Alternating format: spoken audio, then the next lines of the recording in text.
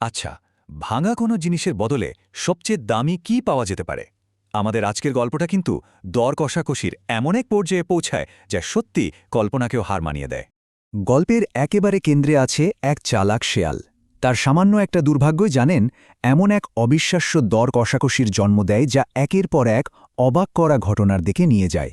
চলুন শুরু করা যাক সেই অদ্ভুত যাত্রা।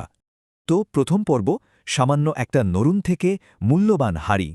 ঠিক এখান থেকেই শুরু হচ্ছে শেয়ালের অবিশ্বাস্য দর কষাকষির খেলা। গল্পের শুরুটা হয় এক কোমরের শান্ত বাড়িতে। আমাদের চালাক শেয়ালটা সেখানে তার নুরুন নেইল ক্লিপার একটু পরখ করতে গিয়ে বাঁধিয়ে বসল এক বিপত্তি। হঠাৎ মট করে ভেঙে ফেলল ওটা। আর যায় কোথায়?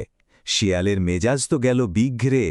সে কুমোরকে সোজা বলে বসল, আজ্ঞে কুমোরের পো, ওসব চলবে না।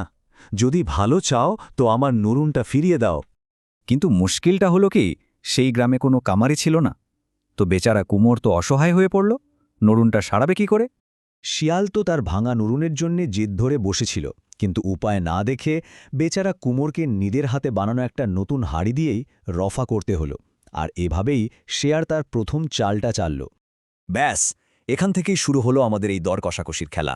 একটা ভাঙা নরুন বদলে গেল আস্ত একটা নতুন হাড়িতে।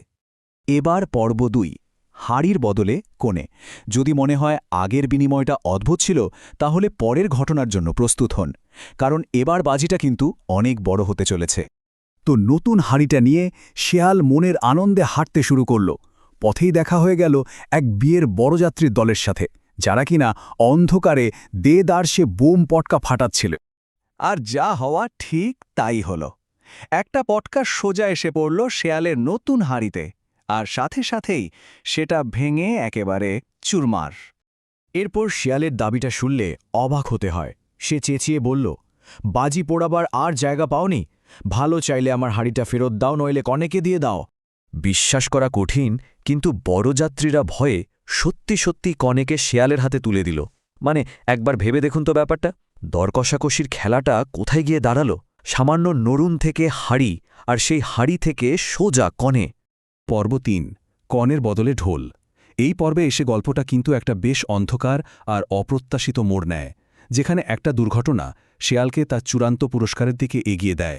এবার শেয়াল সেই কনেকে নিয়ে হাজির হলো এক ঢুলির বাড়ি। ঢুলিকে গিয়ে বলল সে নাকি বিয়ে করবে, তাই পুরোহিত ডাকতে যাচ্ছে। আর কনেকে ততক্ষণ তাদের কাছেই রেখে গেল। এখানে একটা জিনিস একটু জেনে রাখা ভালো, বঁটি। এটা হলো একটা ধারালো বাঁকানো ব্লেড, যা বাঙালি পরিবারে সাধারণত সবজি বা মাছ কাটার জন্য ব্যবহার করা হয়। আর এটাই গল্পের মোড়টা একদম ঘুরিয়ে দেবে। একা বসে থাকতে থাকতে কোণের একটু ঝিমুনি এসেছিল। হঠাৎ টলতে টলতে সে সোজা গিয়ে পড়ল সেই ধারালো বটির ওপর, আর তার শরীর দু টুকরো হয়ে গেল।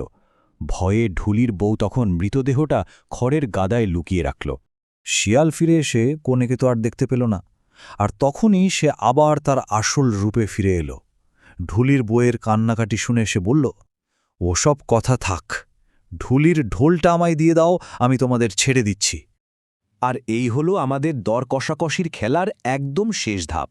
একটা ভাঙা নরুন থেকে শুরু, তারপর হাড়ি, আর কনের হাত ঘুরে শিয়ালের হাতে এখন একটা ঢোল। কি অদ্ভুত এক যাত্রা! এবার শেষ পর্ব, দর কষাকষির গান। সবশেষে তার এই অবিশ্বাস্য চালাকির ফসল হাতে পেয়ে শিয়াল কিভাবে তার জয় উদযাপন করে, আর তার শেষটা কি হয়, চলুন দেখা যাক।